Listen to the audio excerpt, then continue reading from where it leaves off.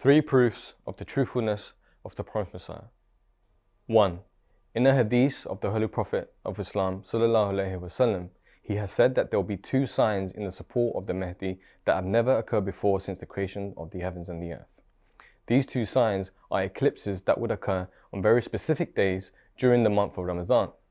In 1894, a few years after Hazrati Mirza Ghulam Ahmad made his claim of being the promised Messiah, India and the subcontinent were witnesses to an eclipse that had occurred on the first of the 3 days of the full moon and in Ramadan. In the following year, in 1895, the USA had witnessed an eclipse that had occurred on the second of the 3 days of the full moon, again in Ramadan. Now we know eclipses aren't something that can be man-made, nor is there any technology on the planet that could create such a spectacle. So this has to be the work of God. This is clear, undeniable evidence in support of the truthfulness of the promised Messiah. 2. Performing miracles is commonly associated with prophethood. Jesus is said to have healed the sick, Moses is said to have parted the sea, and Jonah is said to have survived the belly of the whale. On one occasion, during the time of the promised Messiah, there was one student named Abdul Karim who fell severely ill with rabies. Now at that time, there was absolutely no cure nor any medication that could heal Abdul Karim. So the promised Messiah prayed for the recovery of the student, and Abdul Karim made a miraculous recovery. Now, without any human intervention, this can only be attributed to the work of God.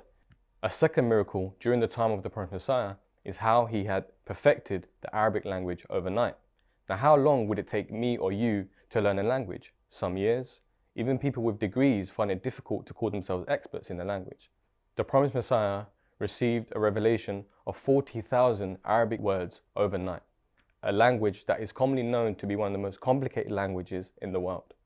This can again only be attributed to the work of God in support of the truthfulness of the promised Messiah. 3. We can see from the history of the prophets that they have always been victorious in their claims and their missions. Similarly, the promised Messiah has been victorious in his claims and his missions. The promised Messiah received a prophecy from God that I shall cause thy message to reach the corners of the earth. Now, the promised Messiah received this prophecy in a rural village in India in Guardian, an unknown town to the world. Now we can see that a little over 100 years later, his message and his claim has reached over 200 countries around the world. This is nearly every country on the planet. Now who can now say that his message has not reached the corners of the earth? These are clear proofs of the truthfulness of the promised Messiah.